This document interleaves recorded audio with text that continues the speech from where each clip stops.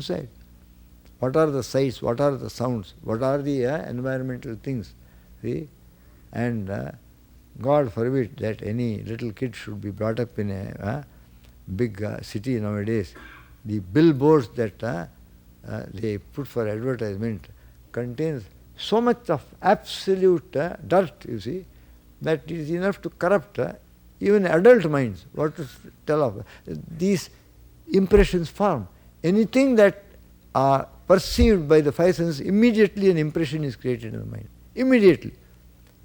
Quicker than the most sensitive of lenses, immediately sensitive camera plates. They are all called subtle impressions, samskaras. Mind is a bundle of samskaras, it is filled with samskaras. And same experience or same sight being taken day after day, it creates a definite tendency in a particular direction inside. A definite inclination to move in a particular direction is created in the mind inside. It is called vasana. It is a latent tendency, an inclination, built-in inclination. If they accumulate, whatever these are, that the person is. The character of the person, behavior of the person is dictated by what is inside his mind. And mind is a bundle of these very subtle impressions and very subtle tendencies. And so, if you are not careless, if wrong type of tendencies go in, you start becoming unable to control your moods and sentiments, unable to control your thoughts and feelings, your sense appetites, and become a problem to yourself. If you are wise and allow only create good impressions, noble, sublime, pure, spiritual impressions, samskaras and tendencies, vasanas, then you become a person who is always inclined in the right direction, towards noble sentiments, good thoughts. See? This, therefore, you must be careful how mind is formed. The literature that you read, the sights that you see, the company that you keep, see, all these go to make up the sum totality of the intake into your psyche. And mind takes this impression and puts it into one part of it. Because this inner man, we have 5 sheets, this is gross physical sheet is fed by food. But inside there are 3 sheets. I don't talk about the 5th sheet. 3 sheets. One is the vital energy, which we call life. If it is there, you are a living person. If it is not there, you are a dead person. And there is the third sheet of thought, sentiment, emotion. 4th sheet of logic, reasoning, intellect. You see, these 3 sheets are the inner man. They are called suksham charir. This is called gross body, that is called subtle body. So the lodgement of the mind, the place where the mind is in the subtle body. And there, in the subtle body, 3rd and 4th sheets constitute mind and intellect. Mind means sentiment, emotion, everything. Intellect means reason, logic, both in the right direction and the wrong direction. Many criminals are there, super intelligent. Even police cannot, they make use of the latest modern technique, and they are able to break locks and go into bank. Super, but perverted, going in the wrong direction. And the repository of all these things, all the input is in a deeper depth. It is called memory. So mind as thought, emotion and sentiment, mind as reason, intellect and logic, mind as memory, retentive memory, these are 3 aspects. Now, there is a 4th aspect that coordinates the function of all these, directs the function of the intellect, and gets fooled, bound, held, enslaved by thoughts, emotions, moods, and is able to make use of memory. It is the being called I. I think, I remember, I want to remember. See, I feel like this. Oh, I know, you don't have to tell me. I have figured it out. So, arrogates itself, intelligence. But when it comes to managing the mind, hopeless failure. You see, hopeless failure. And the great mystery there is, it is not able to understand, it is not able to perceive that it is being fooled by the mind at every step. It thinks everything is okay. I am okay, you are okay, we are okay, everything is okay. But all the while, it is being led by the nose by this subtle thing called mind. It is fooled at every step.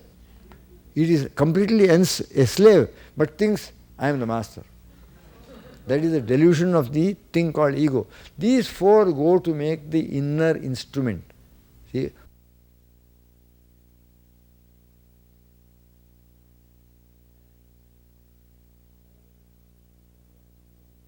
what the Western people call psyche, we call it the inner instrument, antakarana. And it is made up of mind, intellect, memory, ego. See, manas, buddhi, chitta, and this kingpin, ahankar, who is really a nothing. See, but thinks I am everything. See? Every day, the mysterious thing called Maya puts an end to him. See, now your ahankar is very active, manifest. If you go to sleep, this world vanishes, and you as an active, effective person in the world also vanish. When you are sleeping, you may be dreaming there.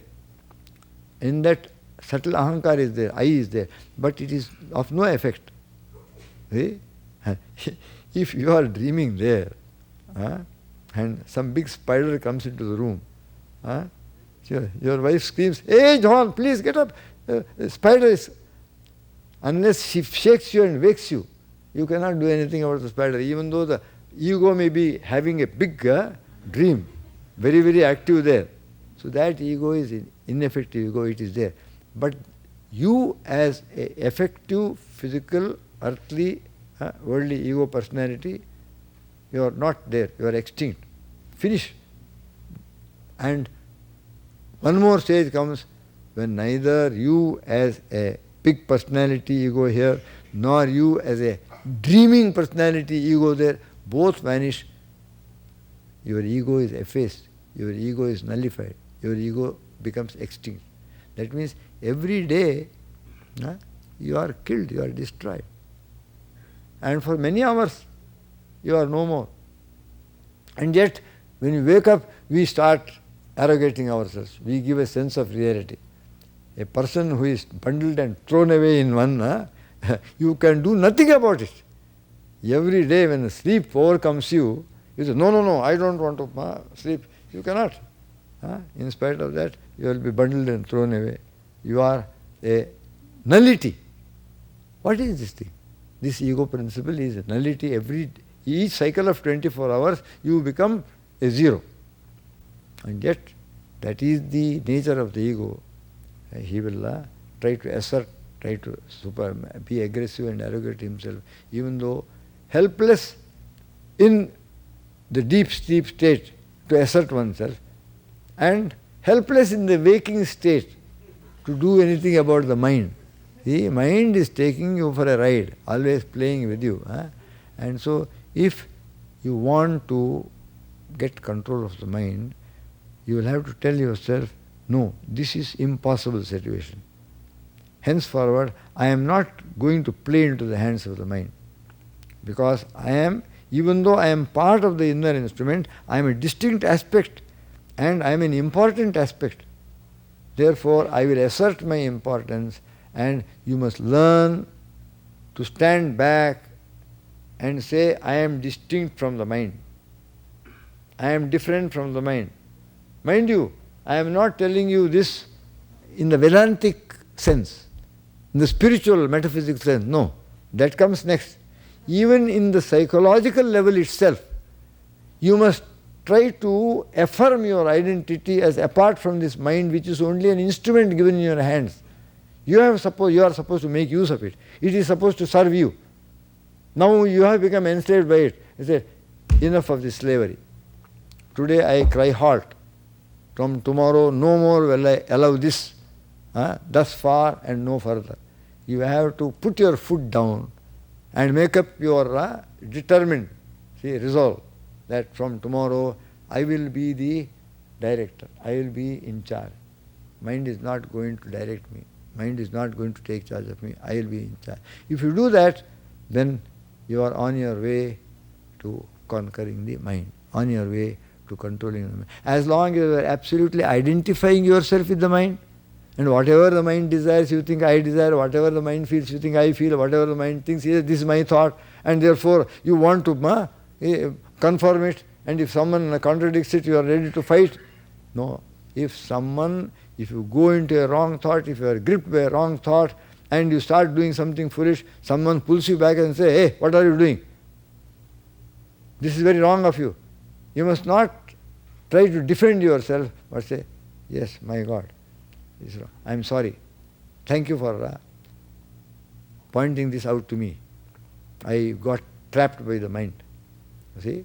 I got trapped by it. So you must not identifying yourself with the mind and then start wanting to establish it and then start fighting with someone who contradicts. So anyone who makes you aware that you are being led in a wrong direction by the mind and its wrong thought, you must thank. You see, he is giving me an opportunity to control my mind, practice my yoga. And therefore, you must know on the psychological level, how to stand back, know yourself as distinct from the mind, not part of it, and not obliged to listen to it, not in any way compelled or obliged to do whatever it wants you to do, but on the contrary, you may say, no, I can be myself. I can assert my separate identity apart from the mind, its thoughts, its emotions, its promptings, its egging on. No. Therefore, if you write about turn, if you cry a halt, put your foot down and say, henceforward, when a mind makes a thought, I will first examine it. I will stand apart, be a witness and observe it. First of all, apprise it. What is its nature? Is it an okay thought or and if you think that thought is negative and not worthy of you, not worthy of all that you have learned, all that you have been trained to do, out it goes. It will not be, you have no business here, out you go. And if it is a worthy thought, okay, I pay attention, you can be inside.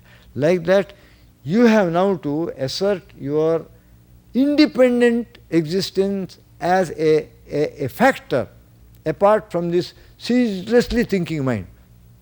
Thought has no rest at all. It never ceases. Constantly it is spontaneous, independent thought. You say, I stand aside from the stream. I am not going to flow with the stream. Like that, if you begin to assert yourself and take the mind into your hand and say, you have to do what I want to do, and a simple formula Gurudev gave to start upon this process of controlling the mind. He said, what for a period, make up your mind and say, what the mind wants me to do, urges me to do, maybe 100 times a day, 200 times a day, what the mind wants me to do at any given time, I will not do it. I will go exactly contrary to the mind. And what the mind does not allow me to do, what the mind says, no, make it do it. Okay? Those who have tried to train a dog will understand this problem. He used to say, don't cooperate with the mind. Stand in opposition to it. You got upset one morning and got into an argument with your wife, stormed out of the house, went away to the office. And mad at yourself, mad at everyone. Cooled off during the office hours. When you came back, you really felt very bad. I've been, so something in you, something decent, says, I must go and apologize. I must tell my wife, maybe even in the office, I must ring her up and say, no, it's no good. I must go and make up, I must say, please forgive me. What I did was very, very wrong. And the mind will say, no. Yes. Prestige, you see. Why should I go apologize? And it is then you have to assert yourself. If you say, no, go immediately, first thing you do, as soon as you ring the bell and door opens, apologize to her. That is so, force the mind to do what it does not want to do, is reluctant to do, and refuse to do what the mind wants to do. This is one formula. You see, it is a big subject and never ending, but now I have a little bit of the nature of the mind I have told you. It is ever outgoing and always objectifying. You think of things and always flitting from place to place. And if you want to change its nature, you must try to concentrate and make the mind sattvic, observe, do asanas. Body, prana, mind are interconnected. If the steadiness comes into the body, then steadiness comes into the mind, prana, then mind also easier to make it steady later on.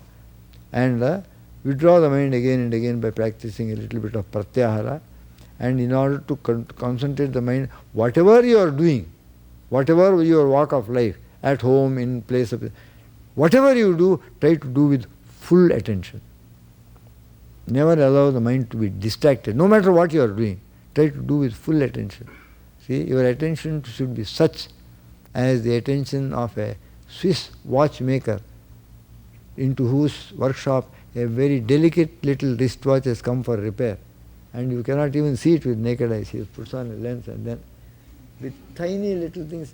See, even at that time, even if a cannon goes off, he won't even hear it, because his whole mind is absorbed in that. Like that, anything and everything that you do with full attention. That itself becomes a training for concentrating the mind, controlling the mind. See? And having told you, non-cooperation, refusing to do what the mind wants to do is the key.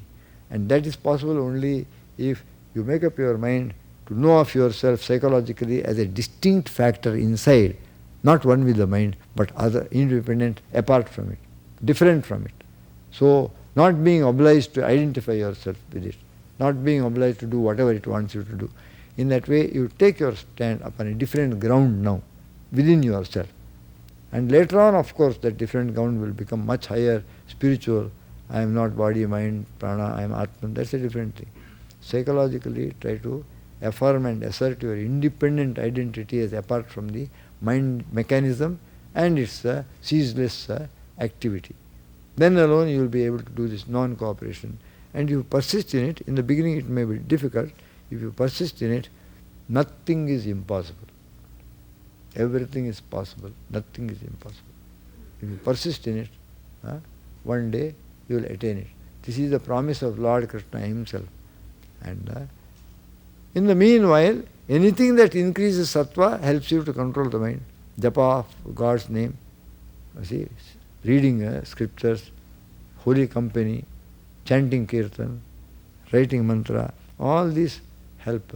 And more than anything else, if you want to control the mind, give up its wrong habits, company of seekers, company of devotees of God, company of good people who are trying to lead a good life, company of people who are trying to have an ideal before them and trying to live up to that ideal, idealistic people.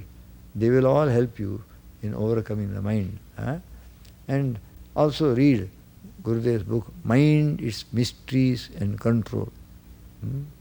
Thank you. God bless you. Thank you. God bless you.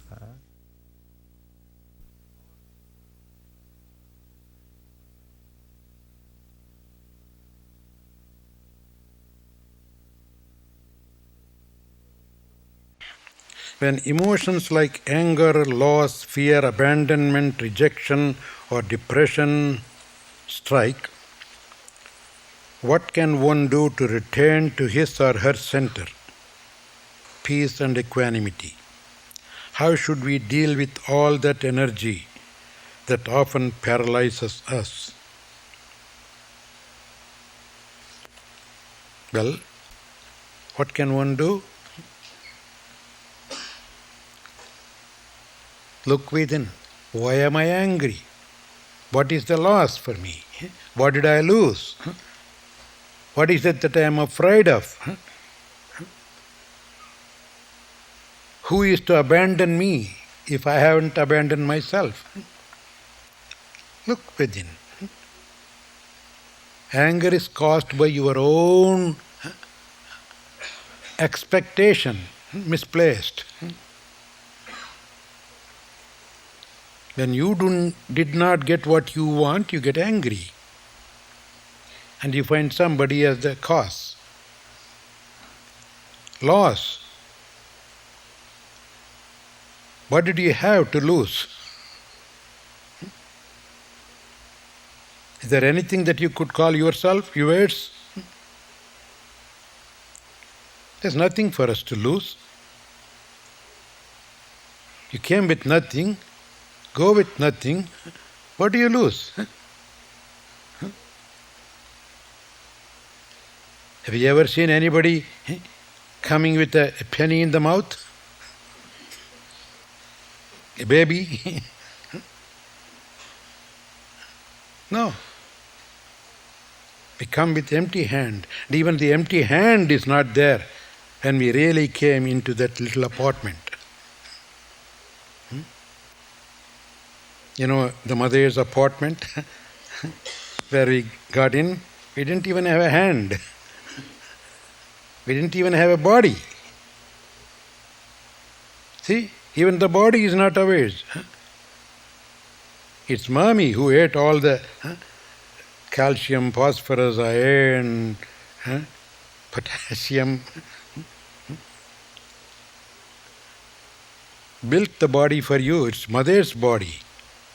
That's why you leave it with the big mother afterwards. The little mother gave you, the big mother takes it away. She gathered elements, like the birds collecting elements to build a nest. You build a house, you collect all the materials. So even the body is not yours. So what is it that you lose? Nothing. If something is yours, then you can lose something. So whenever you seem to have lost something, think of it. Since when it was mine? Then you will laugh at it. It was never mine. It just came. Anything that comes will go. Then there is a coming, there is a going. That's why we have a welcome party and a send-off party. Right? Which is more important? One without the other is impossible.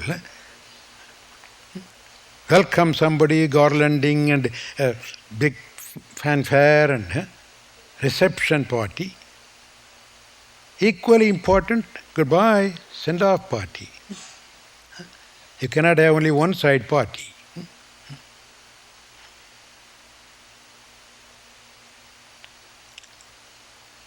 So think in these terms. No anger, no fear, no loss, no abandonment. Abandonment, why? Because you are depending on somebody to band you. As long as you are depending on somebody, you will be abandoned one day. The people who abandon you are opening your eyes that don't depend on me. You are on your own. Nobody can abandon you if you decide not to abandon yourself. So these are all things that rejection, depression, strike, it's all the same. You want somebody to approve you. We are always doing things for others' sake. Others have to appreciate you. Others have to say, oh, you are pretty. Just for others to say that you are pretty.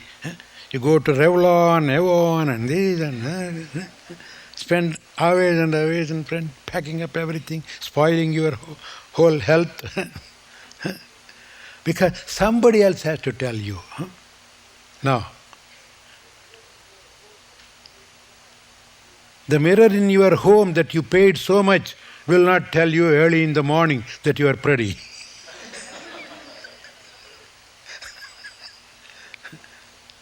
You are what you are. Why to be afraid of it?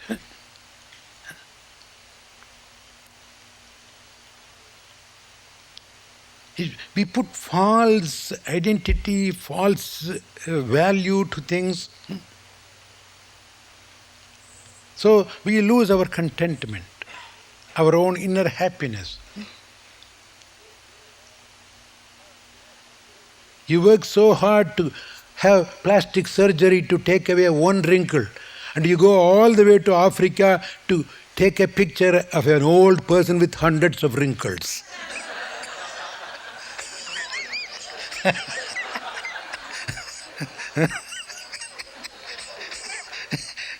And you put that picture in the gallery and people come to see that.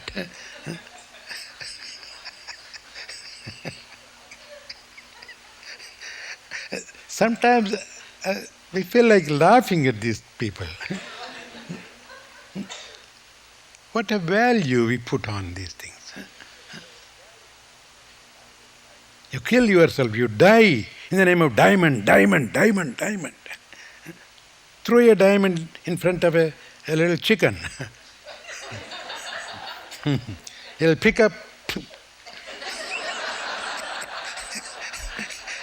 Nothing good to eat. Throw it out. It will look for a grain of rice. Even the chicken is not valuing your diamond which you are dying for.